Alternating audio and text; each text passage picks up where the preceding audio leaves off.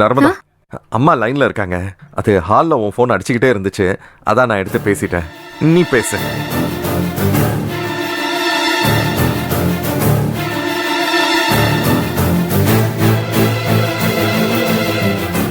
மா, என்னடி கதிர் இப்படியெல்லாம் பேசிட்டு போறாப்ல? எனக்கு ஒண்ணுமே புரியல. ஏன், என்ன சொன்னாரு? இல்ல, நானும் அப்பாவும் வீட்டுக்கு வரணும், இப்பதான் நாம எல்லாரும் ஒரே குடும்பம் ஆயிட்டோமேனு அவ்வளவு பாசமா பேசுறாப்ல. என் அம்மான்னு தெரிஞ்சு உன்கிட்ட பாசமா பேசுறவரு அவருக்கு நீ யாரு நான் யாருன்னு தெரிஞ்சா பேசுறதே வேற மாதிரி இருக்கும். சரியா? நீ ரொம்ப சந்தோஷப்பட்டுக்காத. நீ சொல்றது சரிதாண்டி. ஆமா, நேத்துல இருந்து உனக்கு கால் பண்றேன், ஏன் போனே எடுக்கல? அதை ஏம்மா கேக்குற? அது ஒரு பெரிய கதை. என்ன?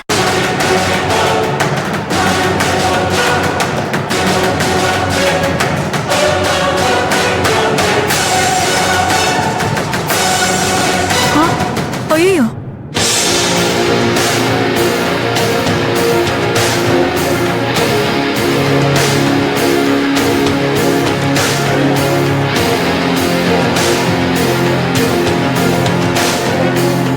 என்னடி இது?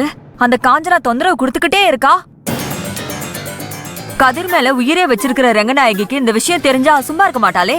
எப்படிம்மா சும்மா இருப்பாங்க? கதிர் கையில கட்ட பார்த்ததும் கொதிச்சுட்டாங்க.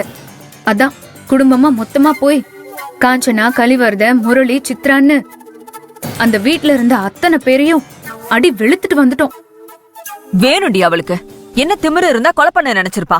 அவ மேல கேஸ போட்டு ஜெயில புடிச்சு போடுங்க, அப்பதான் அந்த குடும்பம் நிம்மதியா இருக்கும். அவளை மட்டும் புடிச்சு போட்டா பத்தாதுமா, அந்த குடும்பமே தாத்தாவையும் அப்பாவையும் பழி வாங்கணுங்கிற நினைப்போடு தான் இருக்கு. அவங்கள மொத்தமா ஒழிக்கணும். அதுக்கு முன்னாடி நம்ம குடும்பத்தை ஒண்ணு சேர்க்கணும். அதுவும் சரிதான். அப்புறம் ஒரு முக்கியமான விஷயம் பேசதான் கூப்பிட்டேன். என்ன? இந்த அருண் இந்த பண விஷயத்துலதான் அப்படி இப்படின்னு இருக்கான்னு பார்த்தா அவன் வேற ஏதோ பண்றான்டி. என்னம்மா, என்னாச்சு? எனக்கு சொல்றதுக்கே அசிங்கமா இருக்கு. அவன் ரூம்ல புடவை, ஜாக்கெட்டு, லிப்ஸ்டிக்னு எல்லாமே லேடிஸ் ஐட்டமா வச்சிருக்கான். அட பாவி, வீட்டுக்கும் அதே கெட்டப்ல போய் அம்மா கிட்ட மாட்டிக்கிட்டான் போல இருக்கே. அவன் கிட்ட கேட்டா ஏதோ டிராமால வேஷம் போடுறேன் அது இதுன்னு கதை விடுறான். என்னால அதை நம்பவே முடியல. அம்மா, நீ சும்மா தேவையில்லாம கன்ஃபியூஸ் பண்ணிக்காத. அவன்கிட்ட நானே பேசி என்னன்னு விசாரிக்கிறேன். சரிடி, நான் போனை வைக்கிறேன். ம், சரி.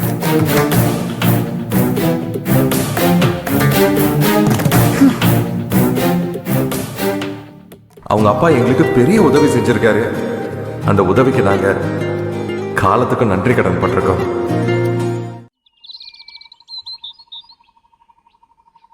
இது எப்படி பாக்கி ஆமா கொடுக்கிறது? தாத்தா, அப்படிதான் பண்ணுவாங்க. அப்பதான் அப்படியா? நல்லா இருக்கும். இது பாருங்க look.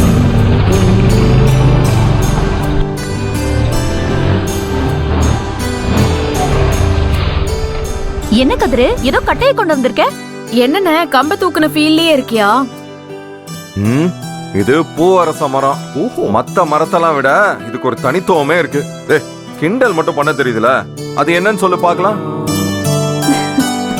சொல்லு, சிரிச்சு சமாளிக்காத, சொல்லு. மத்த மரம்லாம் ராத்திரியில ஆக்சிஜன் கொடுக்காது, இது மட்டும்தான் ராத்திரி பகல்னு எல்லா நேரமும் ஆக்சிஜன் கொடுக்குமா. ஓ அப்படியா? Okay okay. அண்ணா பரவாயில்லையே, இதெல்லாம் உனக்கு தெரிஞ்சிருக்கு. இந்த விஷயம் கூட தெரியல. நீங்களாம் என்ன படிச்சீங்கன்னு கூட தெரியல, இதுல கிண்டல் வேற. அண்ணா சும்மா எங்களை மட்டும் சொல்லாத. இதோ நர்மதா கூட தான் ஒண்ணுமே தெரியாம அப்படியே நிக்கிறா. ஏ ரூபி, எனக்கு இத சொன்னதே நர்மதா தான்.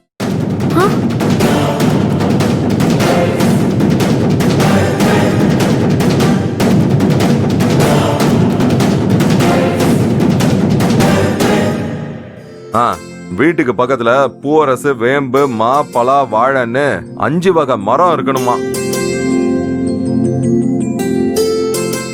நம்ம வீட்டுக்கு பக்கத்துல பூவரச மரம் மட்டும் இல்ல, அத கொண்டு வந்தவங்கன்னு கொஞ்ச நாளைக்கு முன்னாடியே சொன்னா, அது இப்பதான் ஞாபகத்துக்கு வந்துச்சு. அதான் பதியம் போட்ட கண்ணை வாங்கிட்டு வந்தேன்.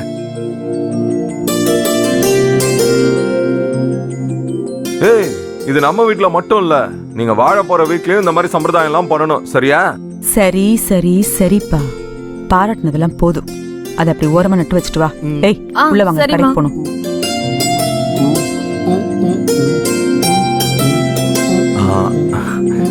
நர்மதா, இத உன் கையாலே வந்து நட்டு வை.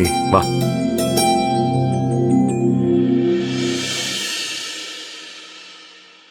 வா, வந்து நட்டு வை.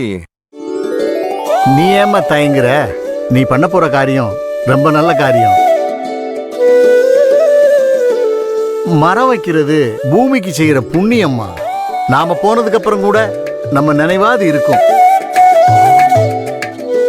அது மட்டும் இல்லம்மா, எதிர்கால சந்ததிகள் சுகாதாரமா வாழ்றதுக்கு இது ஒரு பெரிய சொத்தும்மா. போய் நட்டு வை. போம்மா.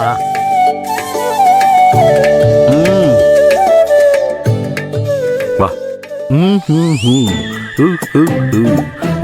ஏய் படா. டேய், ஒழுங்கா போ. ஓகே.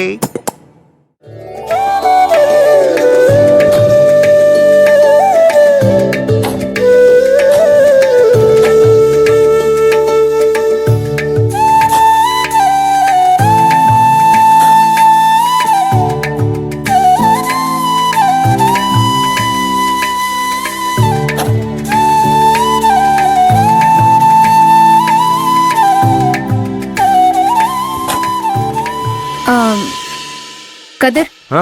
நான் வேணா கொஞ்சம் தோண்டட்டுமா? அதெல்லாம் எதுவும் வேணாம், நான் பாத்துக்கிறேன்.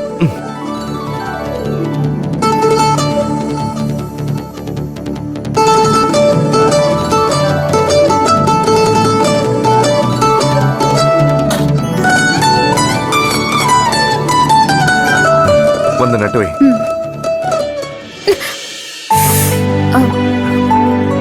சாரி.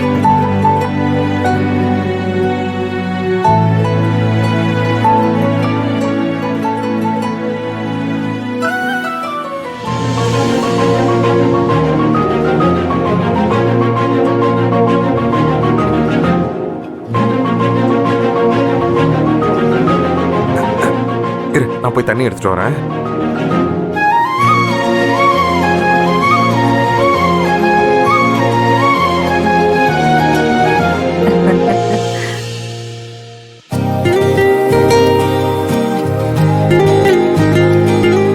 இந்தா இதை ஊத்து.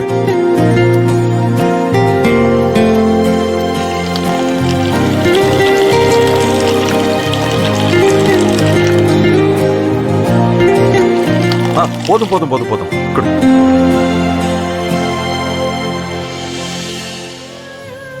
கதிரு, ஆ நீ சொன்ன விளக்கம் எல்லாம் சரிதான். ஆ ஆனா பொதுவா கல்யாணம் ஆனவங்க முதல்ல செய்யறது மரம் வைக்கிறது தான்.